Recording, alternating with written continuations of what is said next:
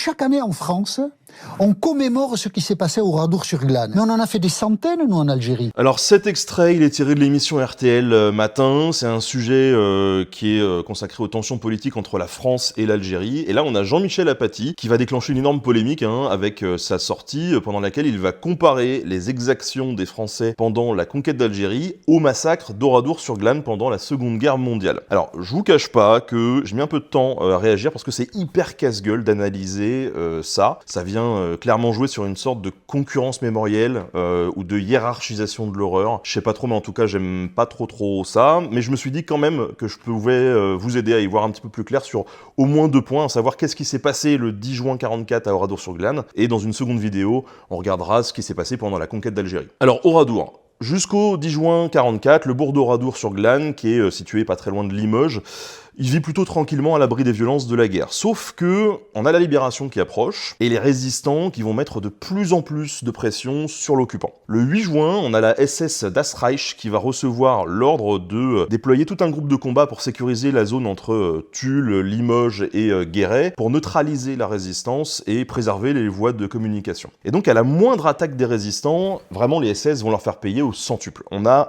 200 civils, par exemple, qui sont massacrés dans le Limousin entre le 8 et le 9 juin. Et c'est vraiment une période particulière parce que tout le monde sent que la guerre va finir, et donc tout le monde se bat d'autant plus. On a les SS qui vont terroriser les populations, les villes qui vont massacrer les habitants, tout ça en espérant mater les résistants et prendre l'avantage. Et donc pour produire un effet maximal, eh bien, les SS vont choisir le soir du 9 juin la ville d'Oradour-sur-Glane, et le 10 juin 44, il y a une compagnie du régiment qui va encercler la zone, qui va interdire les accès, et qui va rassembler la population sur la place du Champ de Foire. 1 heure plus tard, on a les hommes qui sont répartis entre 6 granges et hangars, et les femmes et les enfants qui sont dirigés vers l'église. Les SS vont mitrailler les jambes des hommes pour éviter toute fuite, et ensuite ils vont circuler parmi les corps pour achever ceux qui respirent encore. Et dans l'église, ils posent des charges explosives, mais qui étaient insuffisantes, et donc ils vont mitrailler et lancer des grenades sur les femmes et les enfants. Et donc c'est un massacre qui fait 643 victimes. On n'a que 6 personnes qui s'échappent de cette fusillade. On a quelques habitants cachés, une poignée de passagers du tramway aussi qui en échappent miraculeusement.